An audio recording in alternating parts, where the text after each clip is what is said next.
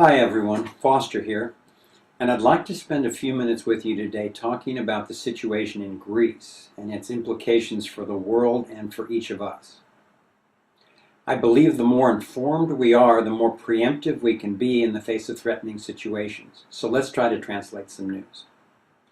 Greece is undergoing what they call austerity measures. They're supposed to be tightening their belts and reining in spending. One translation of this that I would suggest is that they're supposed to be giving up anything they have left and starve if necessary in order to bail out Goldman Sachs and the Wall Street $32 trillion derivative scheme that's behind all of this, and then pay back the loans of fake money their corrupt government took on in their names. So we're seeing riots in the streets, we're seeing burning buildings, we're seeing hunger, hopelessness, and despair. Greece is in a classic death spiral. The debt is getting bigger while the economy is shrinking.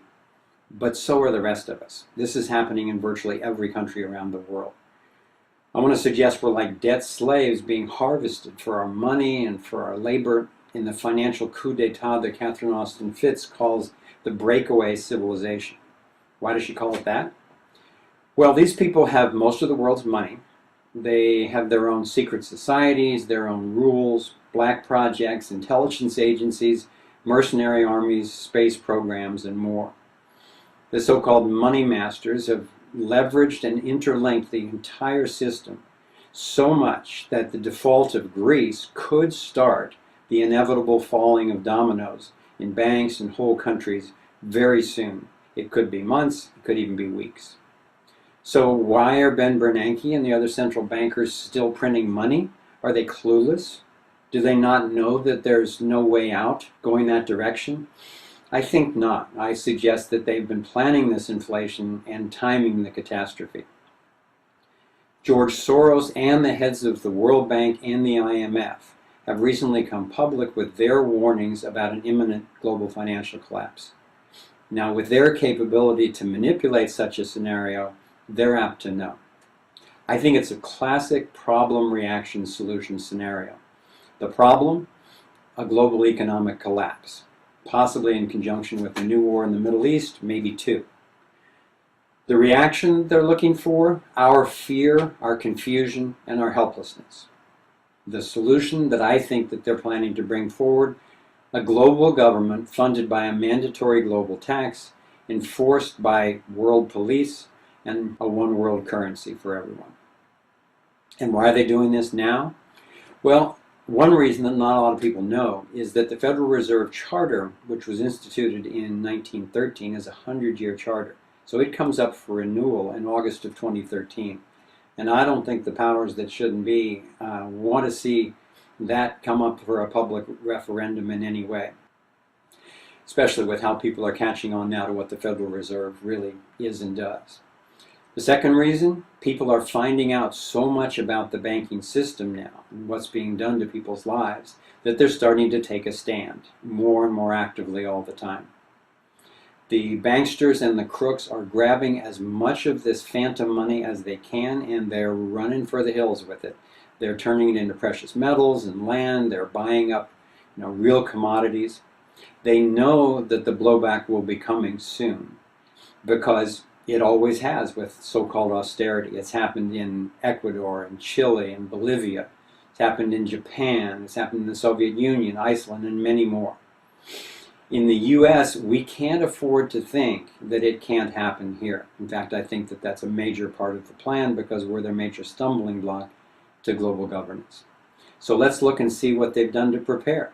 They've done the Patriot Act. They've done the Military Commissions Act, the NDAA, with its indefinite detention, even assassination, even of American citizens.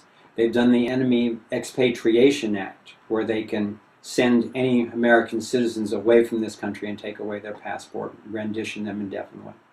They've authorized corporate armies in case of civil unrest.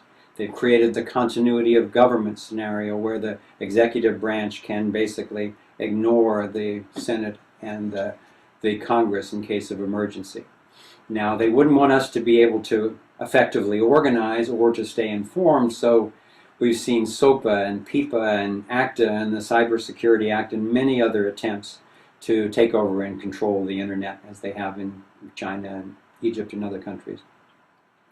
Rahm Emanuel has gotten special authorization for new police state measures in Chicago for the G8 and NATO summits that are coming up, and he's created in such a way that those capabilities will stay in place after the gatherings, setting a new precedent for the entire country. And of course there are the FEMA camps, which have been built or refurbished recently in case of so-called pandemic or civil unrest. What are the odds of all of this and much, much more happening by coincidence? I want to share a quote with you from Henry Kissinger in 1991 that I think sheds a lot of light on the situation. Today, America would be outraged if UN troops entered Los Angeles to restore order. Tomorrow, they will be grateful. This is especially true if they were told that there were an outside threat from beyond, whether real or promulgated, that threatened our very existence. It is then that all peoples of the world will plead to deliver them from this evil. The one thing every man fears is the unknown. When presented with this scenario, individual rights will be willingly relinquished for the guarantee of their well-being granted to them by the world government.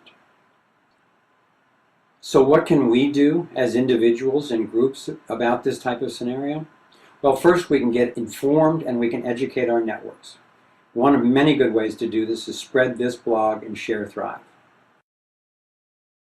Secondly, we can connect with our neighbors and organize locally.